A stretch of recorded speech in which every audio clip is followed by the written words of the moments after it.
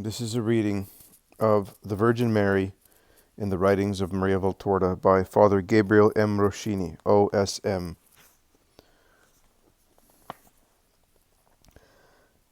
Private Revelations. I will explain them in 3 points. 1. What they are. 2. Their characteristics. 3. Their value. 1. Public revelation and private revelation.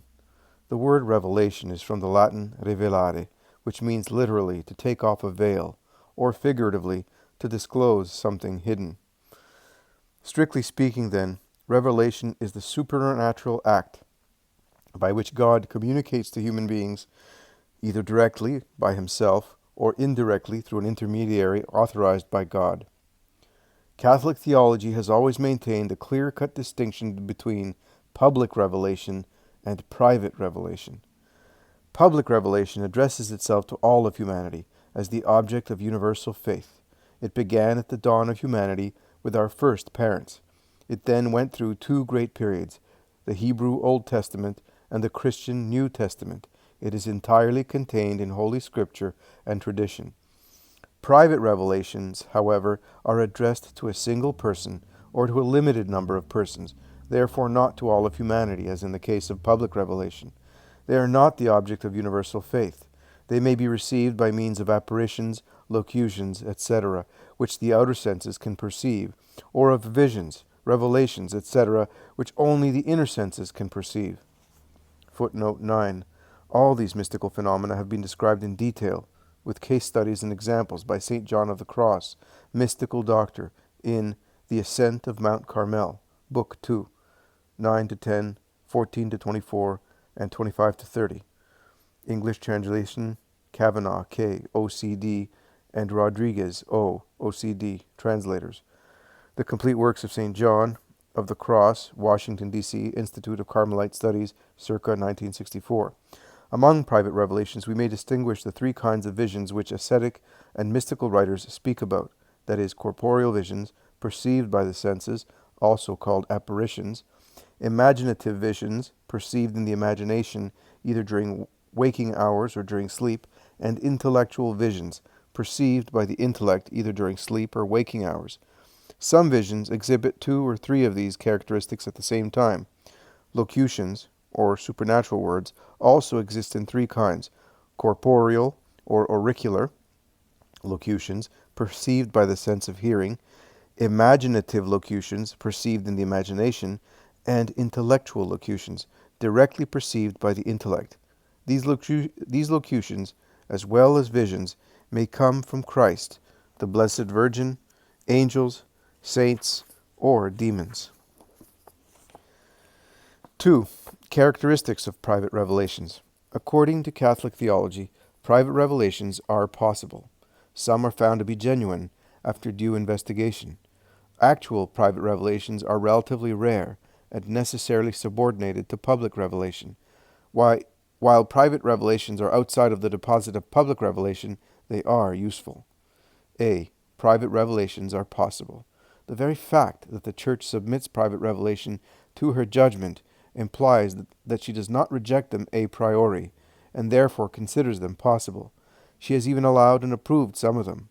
After giving humanity a public, general revelation of himself, God, obviously, has not necessarily forfeited his freedom to add, as he pleases, some private, particular revelations, which may be less extensive and sometimes completely individualized. For one thing, the richness of God's mystery is inexhaustible. For another, he has never renounced direct contacts with souls to instruct them. Joel's well-known prophecy about the Messianic rule gives support to this. And it shall come to pass, after this, that I will pour out my Spirit upon all flesh, and your sons and your daughters shall prophesy, your old men shall dream dreams, and your young men shall see visions. Chapter 2, verse 28, Douay. Private revelations are therefore possible. B. Some are genuine. There are at least some authentic private revelations, since the Church herself allows them to be spread. Some, as for instance the revelations of the Sacred Heart to Saint Marguerite Mary Alacoque, has been the foundation of liturgical, therefore official worship. There are 3 sets of criteria to determine the authenticity of a private revelation and to discern any human elements that might have crept in. They concern the person who receives the revelation, its content and object, and the effects which it produces. 1. The person. The person favored with revelations must be judged in regards to his or her natural and supernatural qualities. Natural qualities are temperament, balanced or neurotic, hysterical, etc., intellectual tendencies, common sense or fantasy, exaltation, etc., and moral dispositions, sincerity, or a tendency to exaggerate or make up stories, etc. Supernatural qualities are solid virtue, obedience, and in particular, sincere and profound humility, not vying for recognition. Footnote 10. There are cases of people who, in order to draw attention to themselves, invented revelations. For example, the Franciscan Magdalene of the Cross of Cordova in the 16th century gave herself to the devil during her childhood, became a religious at 17, and was abbess 3 times. With the devil's help, she simulated every mystical phenomenon: ecstasies, revelations, often verified prophecies, levitation, stigmata. But one day, thinking her end was near and full of remorse, she confessed her simulation and retracted everything. She was exorcised and shut in another convent of her order. See Poulain, Grâce d'Oraison, chapter 21, number 36, English translation, Graces of Interior Prayer, St. Louis, 1950.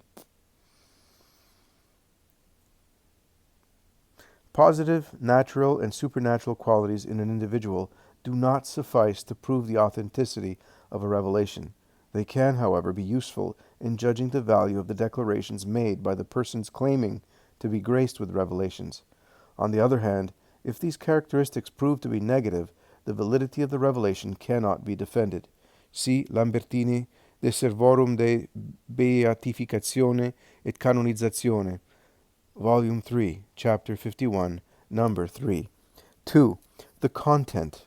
The second criterion for the authenticity of a private revelation is its content.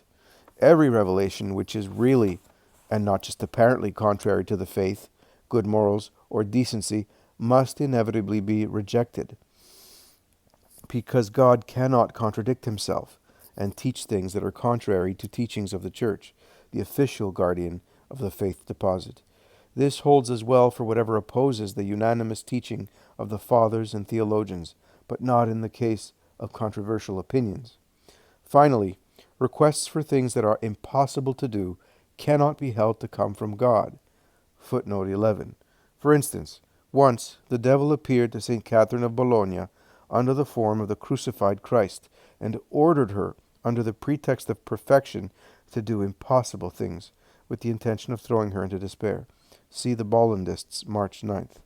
If, on the other hand, the content of a private revelation is orthodox, and moreover exceeds the writer's natural competence, we must see it as a positive criterion of its supernatural origin. 3. The effects. The third criterion to establish the authenticity of a private revelation resides in the effects which it produces. We can tell the tree by its fruits. Authentic, true revelations produce serenity and peace. False ones produce distress, sadness, discouragement, etc., fruits of the devil's tree. True revelations strengthen the soul in its virtues, particularly humility. False ones, on the other hand, generate pride. See St. Teresa of Avila, Interior Castle, 6th Mansion, Chapter 8. It is necessary to keep in mind that a revelation may be authentic, in other words, true in its substance, but false in other respects. This is mainly due to the seer's unconscious mixing of their own human and natural activity with God's divine, supernatural action. This happens especially in revelations written by people with extraordinarily lively imaginations.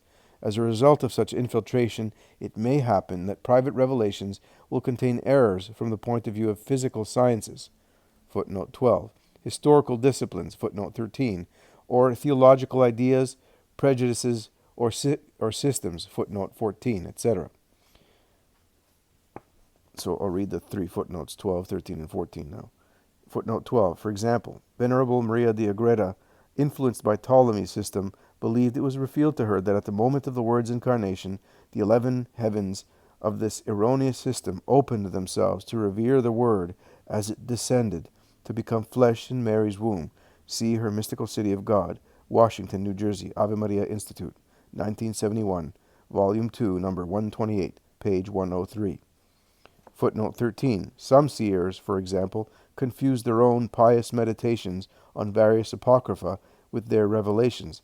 As a result of this, they wrote details that contradict historical documents or other private revelations. One has the Blessed Virgin die in Jerusalem, another in Ephesus. One has her raised 3 days after her burial, another 15 days later. Footnote 14. For instance, some Dominican and Franciscan mystics conform themselves respectively to Thomist or Scottist systems in their revelations.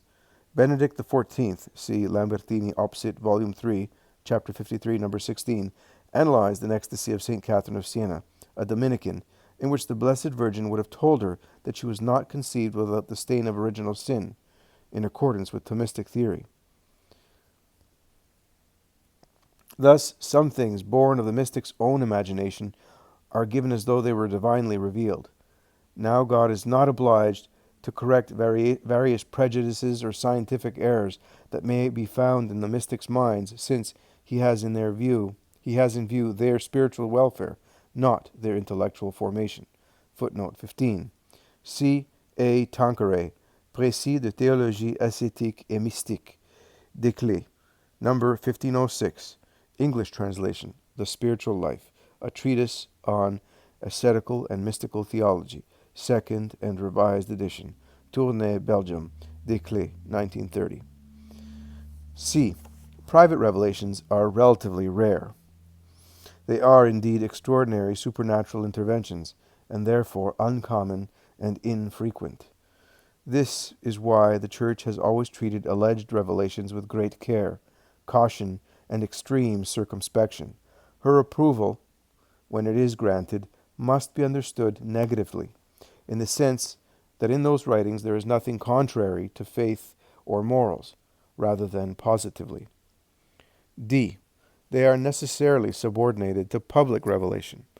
Alleged private revelations must be judged in the light of public revelation. If they conform to it, they may be true. If they are opposed to it, they must be held false.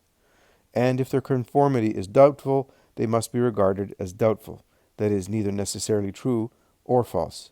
What is uncertain and debatable, private revelations, is judged in the light of what is certain and indisputable, public revelation. It is not public revelation which depends on private revelations, but private revelations which depend on public revelation. E. They are outside of the deposit of public revelation. Private revelations cannot add anything substantially new to public revelation. Even when private revelations are authenticated, the Church does not oblige the faithful to believe in them, as she does for public revelation. That is why the Church has never considered those who refuse to believe in them as heretics. Nevertheless, it may be imprudent and foolhardy to reject them. Even if these revelations really are of divine origin, only the people who are favored with them are obliged to believe in them. Also obliged to believe are those who think that their historical and theological reality is certain. It is the point to believe in them by purely human belief, however, and not by Catholic faith.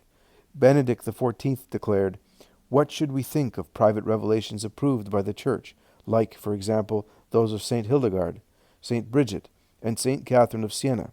We must not and cannot give, even to approved private revelations, an adherence of Catholic faith, but only an assent of human belief according to the rules of prudence, when these rules present these revelations as probable and devoutly believable."